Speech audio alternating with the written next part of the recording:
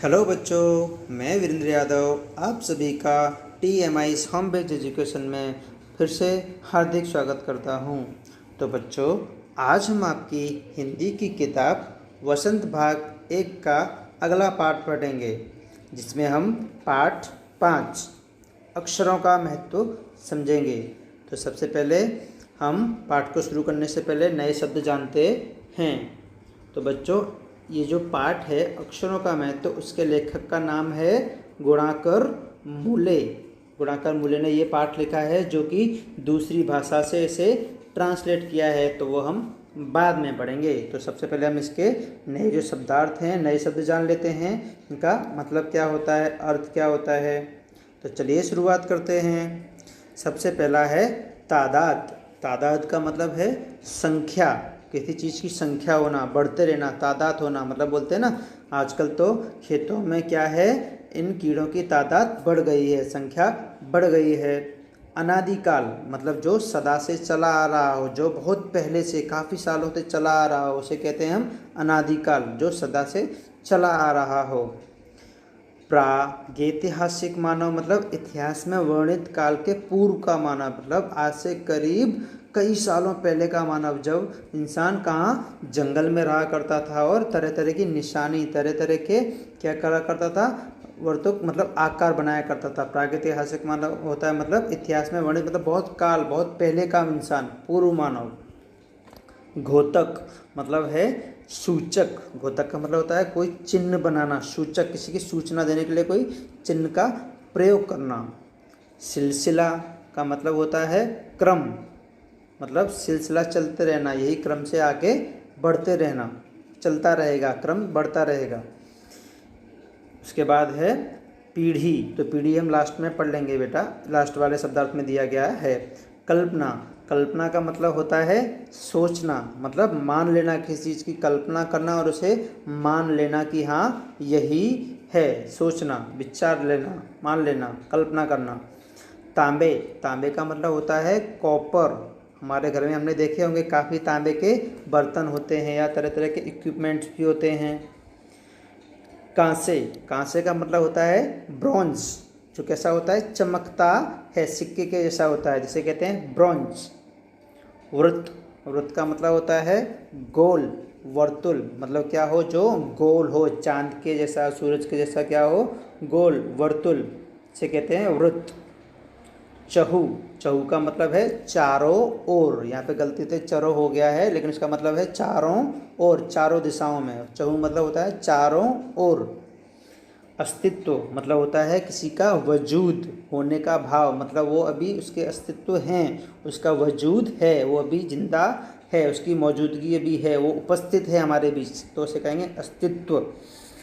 आगे है पीढ़ी। तो पीढ़ी का मतलब होता है किसी कुल या वंश की परंपरा में क्रम से आगे बढ़ने वाली संतान की प्रत्येक कड़ी। जैसे कि हम कहते हैं ना कभी कभी कि उनकी पीढ़ियों से लोग सरपंच बनते आ रहे हैं, उनकी पीढ़ी से लोग क्या हैं, मंत्री बनते आ रहे हैं। तो जो पीढ़ी मतलब दादा परदादा के ज़माने से वो उसी अनुसार आगे बढ़ते जा रहे हैं। जैसे कि किसी के दादा पहले सरपंच थे, फिर उनके लड़के सरपंच हुए, फिर उनके लड़के भी सरपंच हुए, तो वो पीढ़ी दर पीढ़ी क्या होते रहना, उसी दिशा में जाते रहना, आगे बढ़ते रहना, तो उसे कहते हैं हम पीढ़ी।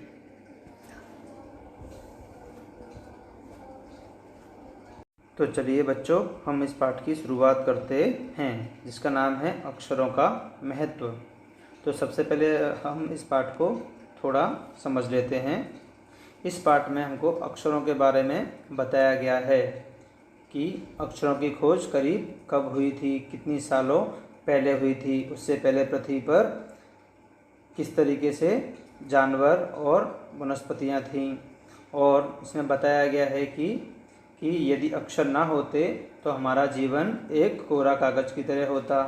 सीधी सी बात है, यदि अक्षर ना होते तो हम अपने मन के भावों को न तो लिखकर प्रकट कर सकते थे और ना ही पढ़कर समझ सकते थे। तो उसी के आधार पर ये पाठ बनाया गया है। तो चलिए हम शुरुआत करते हैं। अक्षरों की कहानी यह पुस्तक यह पुस्तक अक्षरों से बनी है। सारी पुस्तकें अक्षरों से बनी हैं। तरह तरह की पुस्तकें, तरह तरह के अक्षर। दुनिया में अब तक करोड़ों पुस्तकें छप चुकी हैं। हजारों पुस्तकें रोज़ छपती हैं। यहाँ कहा गया है अक्षरों की कहानी। अक्षरों की क्या कहानी है? यह पुस्तक क्या है? अक्षरों से बनी। हम सभी जानते हैं कि यह पुस्तक है वो किससे बनी है? अक्षरों से बनी है। और सारी पुस्तकें हैं वो भी अक्षरों से ही बनाई जाती हैं। तरह तरह की पुस्तकें और तरह तरह के अक्षर, जैसे कि हिंदी के अक्षर अलग होते हैं, इंग्लिश के अलग होते हैं, गुजराती के अलग होते हैं, और पंजाबी के अलग होते हैं, और मराठी के अलग होते हैं। तो तरह तरह के अक्षर और तरह तरह की पुस्तकें। आगे कहा जा रहा है कि दुनिया में अब तक करोड़ों, मतलब करोड़ों पुस्तकें छप चुकी हैं, जिसमें क्या है, हजारों पुस्तकें तो अभी भी रोज़ छपती हैं। और क्या होता है, तरह तरह के अक्षरों में हजारों की तादाद में रोज़ ही समाचार पत्र भी छपते हैं। और हम जानते हैं कि रोज़ ही क्या होता है, तरह तरह के अक्षरों के साथ तरह तरह के क्या होते हैं, समाचार पत्र भी छापे जाते हैं। जैसे कि हिंदी के समाचार हैं, गुजराती में हैं, और क्या है, इंग्लिश में हैं, और तरह तरह की भाषा में समाचार पत्र छपे जाते हैं। तो वो भी किसके द्वारा छापे जाते हैं? अक्षरों के ही द्वारा छापे जाते हैं। तरह तरह की काफ़ी तादादों में छापे जाते हैं, मतलब कई संख्याओं में छापे जाते हैं। इन सबके मूल में है अक्षर। इन सबके मूल, मतलब इनका जो मूल है, शुरुआत है, वो कहाँ से है? इन अक्षरों से ही है, जड़ में। मतलब इनके मूल में क्या है? अक्षर हैं। बिना अक्षर के कुछ छपा जा सकता नहीं है। हम कल्पना भी नहीं कर सकते कि यदि आदमी अक्षरों को न जानता तो आज इस दुनिया का क्या हाल होता। हम सभी जानते हैं यदि क्या होता, अक्षर यदि ना होते तो हम कल्पना भी नहीं कर सकते, मतलब सोच भी नहीं सकते हैं। यदि अक्षरों की खोज ना होती, अक्षर ना होते तो इस दुनिया का क्या होता। सीधी सी बात है, यदि अक्षर ना होते तो हम कुछ भी नहीं कर सकते थे, ना किसी को बोल सकते थे, ना लिख सकते थे, ना समझा सकते थे, ना ही सामने वाला हमारी बातों को समझ सकता था। कोई कह सकता है कि हम अक्षरों को अनादिकाल से जानते हैं। अक्षरों का ज्ञान हमें किसी ईश्वर से मिला है। अब यहाँ दिया गया है कि कोई कह सकता है, कोई जान सकता है कि अक्षरों का जो ज्ञान है हमें अनादिकाल, मतलब जो काफ़ी सालों से, सदा से चला आ रहा हो। तो मतलब जो अक्षरों का जो खोज है वो पहले से चली आ रही, अक्षरों की जो अनादिकाल से, सदा से चला ही आ रहा है। तो अक्षरों का ज्ञान क्या है? हमें किसी ईश्वर से मिला है। ऐसा हम मानते हैं कि जो अक्षरों का ज्ञान है वो हमें कहाँ से मिला है? किसी ईश्वर से, ऊपर वाले से मिला हुआ है। पुराने ज़माने के लोग सचमुच ही सोचते थे कि अक्षरों की खोज ईश्वर ने की है, पर आज हम जानते हैं कि अक्षरों की खोज किसी ईश्वर ने नहीं, बल्कि स्वयं आदमी ने की है। अब तो हम यह भी जानते हैं कि किन अक्षरों की खोज किस देश में किस समय हुई। सही कहा है, इसमें कहा गया है कि पुराने ज़माने में लोग यही मानते थे कि जो अक्षरों की खोज है वो किसने की है? ईश्वर ने की है, ऊपर वाले ने की है। लेकिन आज हम सभी लोग जानते हैं, हम सब जानते हैं कि अक्षरों की किसने खोज की है? हम इंसानों ने ही की है, हम मनुष्य ने ही की है, किसी ईश्वर ने या किसी ऊपर वाले ने नहीं की है। तो अब तो हम ये भी जानते हैं कि किस अक्षर की खोज कब हुई थी और किस देश में हुई थी। जैसे कि हम जानते हैं, हमने हमारे हिंदी व्याकरण में पहला चैप्टर पढ़ा था, भाषा और लिपि। तो हमें भाषाएं कहाँ से मिली हैं? लिपियों से मिली हैं। जैसे संस्कृत की लिपि है वो देवनागरी, हिंदी है वो भी देवनागरी है, पंजाबी है वो गुरुमुखी देवनागरी से मिली है। तो हमें पता है कि कौन सी भाषा का कहाँ से उत्पत्ति हुई है। उसी तरीके से हमें आज ये भी मालूम है कि कौन सी भाषा की कौन से देश में से खोज की गई है, किस भाषा को किस देश से लिया गया है, मतलब अक्षरों की खोज किस देश से की गई है, ये सभी हम जानते हैं। और किस समय हुई है।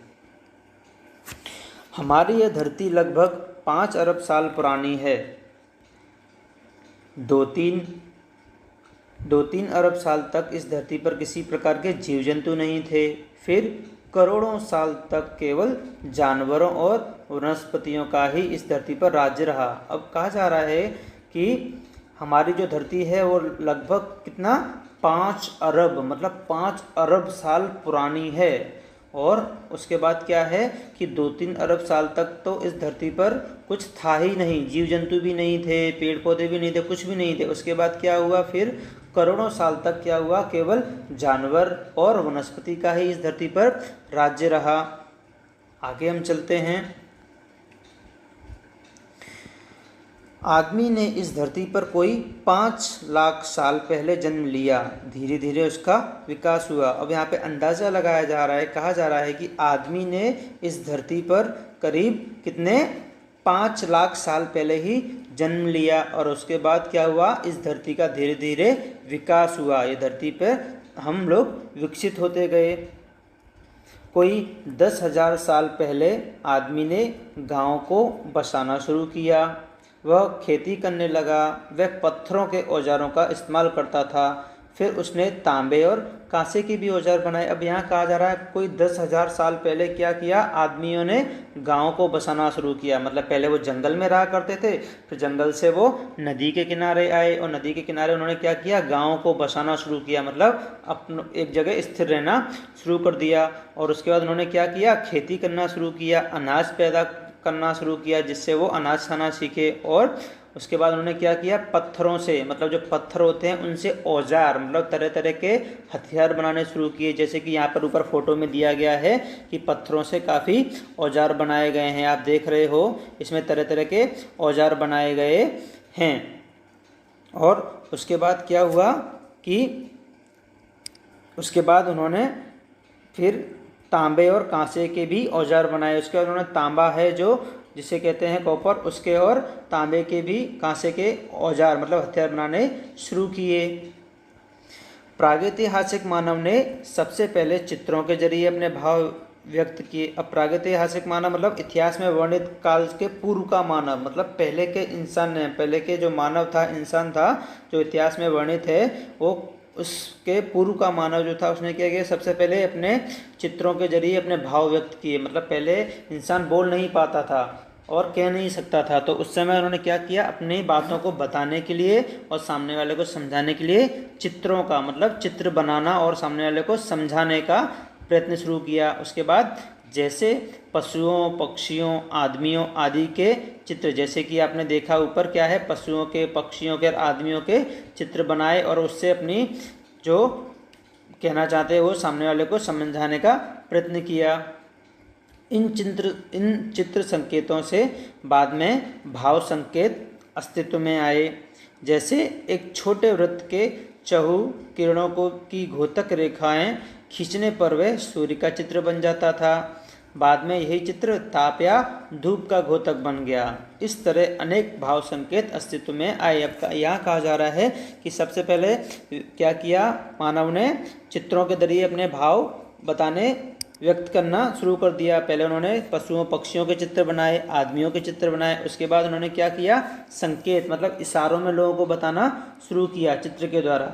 उसी के बाद धीमे धीमे क्या हुआ, उन्होंने एक छोटे से वृत्त मतलब गोलाकार का कुछ बनाया, जो कि क्या है, चारों तरफ क्या है, उसकी किरणें निकली हुई हैं। मतलब उससे उन्होंने क्या दर्शाया कि ये जो घोतक है, ये जो चित्र है, वो किसी चीज़ को बताना चाहता है, जैसे कि सूरज को या चांद की बारे में बताना चाहता है, चित्र के द्वारा बताया गया था। और उसके बाद वही चित्र जो है वो क्या, किसकी निशानी बन जाता था, ताप मतलब धूप की और गर्मी की निशानी बन जाता था। घोतक का मतलब निशानी, सूचक बन जाता था। इस तरह अनेक भाव और संकेत अस्तित्व में आए। इस तरीके से वो धीमे धीमे उन भाव और संकेतों को समझने लगा और अपने इशारों में, चित्रों के द्वारा सामने वालों को बताना सीखा।